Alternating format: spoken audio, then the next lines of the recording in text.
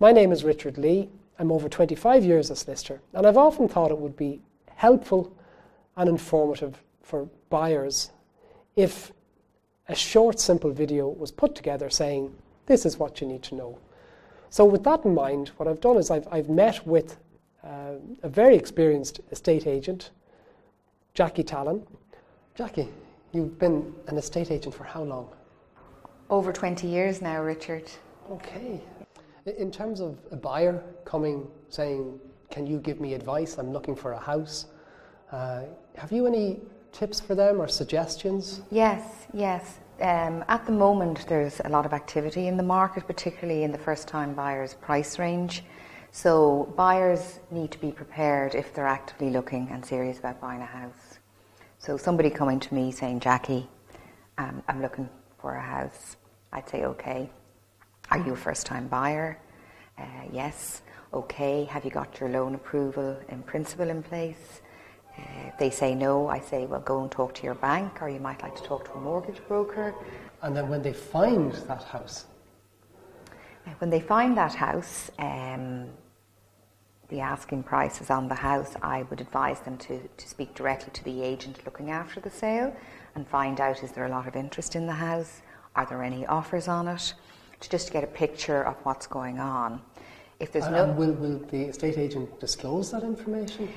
Most estate agents will, because it's in the best interest of the seller in terms of being transparent. What happens if there's no interest? Is the estate agent going to say, well, there's no interest in that house? What they would say is, we've no offers. If you've an interest in making an offer, talk to me. So a buyer might say, well, look, the asking price is $550. I only have $490. I would suggest they make an opening offer on the property. Okay. Because until somebody makes an offer, we don't know what the vendor's going to do or what their bottom line is. Okay, the price is really important from the buyer's point of view. It is. So if I'm a buyer and I see this house for sale at €400,000 or whatever the price might be, what's the rationale behind that price? Am I expected to pay that for the house? Or is there an element of negotiation, or how should I approach it? Well, in my experience, Irish people always loved a bit of negotiation and a bit of an old bargain.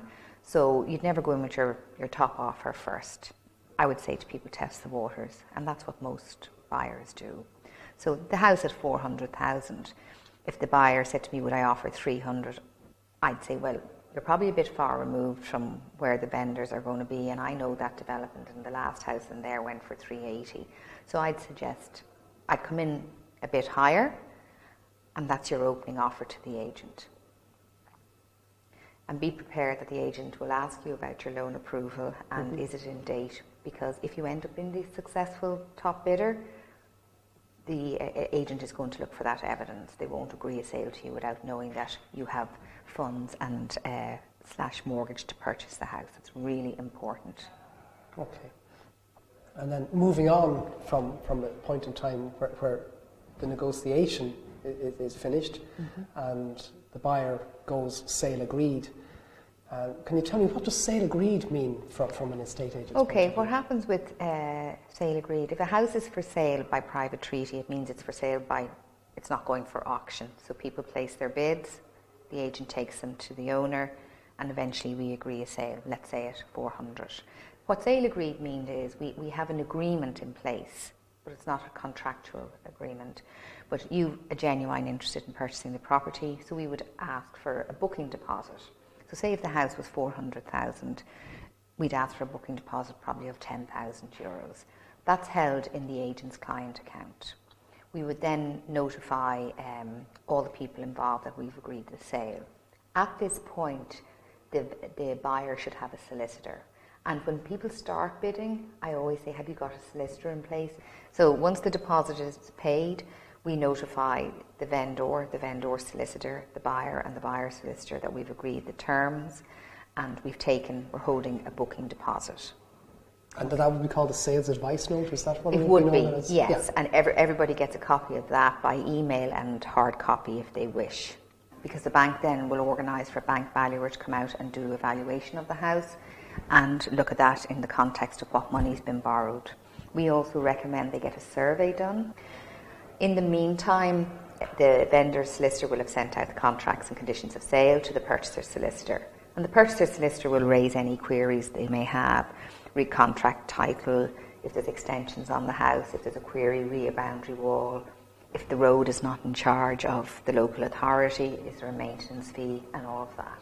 So when the buyer's solicitor is happy with the contracts and happy for the buyer to proceed, they'll invite the buyer in to sign what we call the unconditional contract and pay the balance of 10% of the selling price. So that means a buyer has to have 10% of the purchase price ready.